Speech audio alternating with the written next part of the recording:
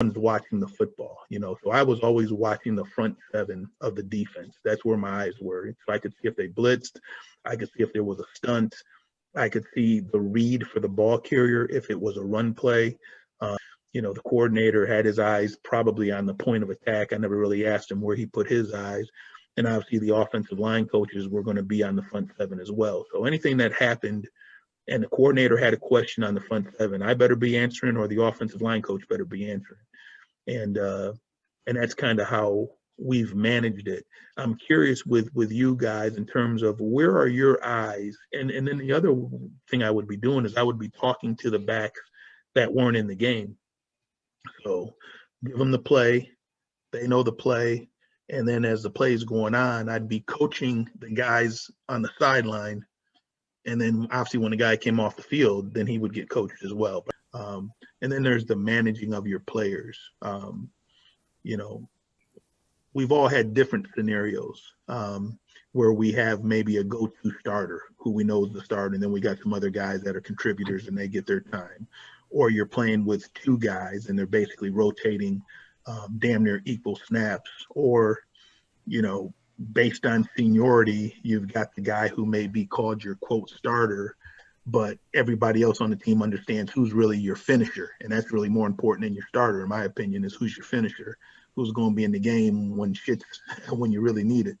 So I think all that managing of your players is interesting and important. And I've done it where I've done it by series with guys, 2 series in a series. I've done it by certain plays, which I really didn't like with guys in terms of the substitution pattern.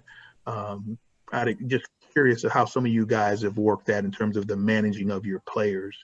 I generally have 3 guys that are playing. So in the first 15 plays of the game, I try to get those first 2 guys in to get them into the game. And then we'll find, some time after that to get the 3rd guy into the game. I found it in the beginning.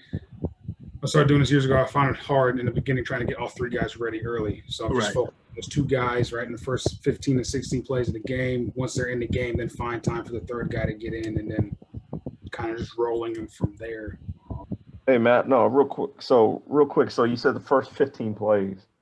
Yeah. Is it based off of plays for you, like what they do well? Is it a 3rd down deal where a guy gets tired and you try to, or he, you know what I'm saying? Like, is it just, or he has the first half, you have the second half? Like, if my starter, the guy who's starting the game, he goes in, we had a nice long drive, right? 7, 8 plays.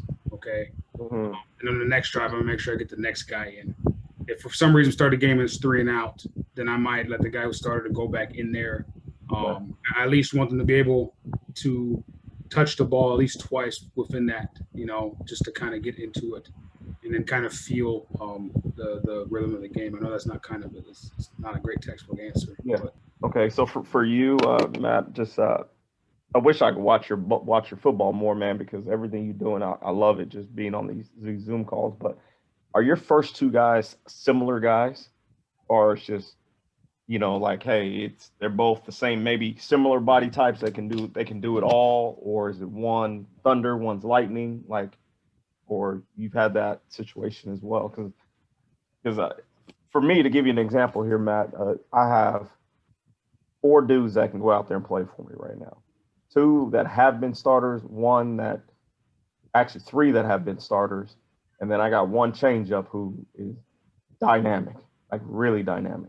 So figuring that all out is going to be, for me, managing this part. This is why I want this to be my favorite Zoom, because this is exactly what's probably going to be my most difficult challenge for me this year, is managing the game right now. For the question, do your coordinators, when you guys script your first 10 or 15, do you go out there with an idea of how you're attacking the defense or how you want certain guys to touch the ball? But we would always try to manufacture touches for the guys that could get, I'm going to use the term bored, the perimeter guys that could get bored with not having the ball find them. We make sure we orchestrated those guys' touches early in the game, because when we didn't, then they would go downhill, so to speak. So when I was at Boise, to answer this, we were so multiple that it was both. But But part of it too was we had an answer sheet. We called it an answer sheet where we had questions. So let's just say 2x2 nub side, right, with 2 tight ends, and we just want to see how they line up to it so we can run another play later on. Right. What do you feel that you were talking about with your guys in between series, seeing as, you're looking at the front seven or anybody else, on here? I always find it kind of difficult when I'm like, all right, what am I going to say to these guys, based on looking at defense, something like that. It would be, you're confirming hopefully what you thought as you were preparing from the film. So it could be like, hey, when we ran power, the outside backer boxed it. Hey, the backside linebacker hung behind the ball, stayed front side, just like we saw in the film. Or, hey, they're spilling this look now. Okay, they've been boxing it, now they're starting to spill this. So, hey, think the ball's going to get around next time we run counter. Or, hey, we got this signal stolen. So when you see this, expect this. So it's all those mechanics of how is the defense playing, exactly what we saw in film, great. What are the differences that we saw as we were preparing for the week? Who's playing well, who's not playing well. So-and-so's missed the last 3 tackles. If, like certain things, like the more you're focused in on it, certain things kind of continue to come to light to you. The other thing I think, just stand on this. We're in the game, we're in a drive, we're going is finding as many ways to gather information from your opponents. All the signals, all the verbiage. One of the things we would always talk about is I've talked to the running backs about a lot is understand the calls and listen to our own defense in practice. So, the Mike backers, the signal caller for right and left or wherever they're setting the front. And then when you start to hear a whole bunch of other stuff, that go with a right and left or an R&L term, and then you start hearing multiple other terms like that, then to me, your antenna's got to be up. So it's the verbal communication that you hear from the defense. It's obviously all the signals that you can see, and, everybody tries to do it subtly. The safeties are going to signal, and they're going to share it with the corners. They'll try to pick up that stuff, and then we'll decipher it for you on the sideline and give you the information. But to me, that's so important is being able to gather as much information from your opponent so you can utilize it. If you can find the defensive signal caller, we would have coaches that would be assigned to that, but sometimes I'm doing that as well, trying to see the defensive signal caller and is there a rhythm in what he's doing, and can we get it all paired up? Because in that way, once again, that's more information you're giving the back. If the guy upstairs who's paying attention to the signal caller says, hey, here comes this because we've got it, then I'm saying to the guys, hey, we're expecting this right now because, and then you see if you can confirm those things. So that's a huge deal for me, is gathering information and then the signals, all the different tendencies. And the other thing that was always important because of the different packages that got played was with what personnel is in the game for the defense.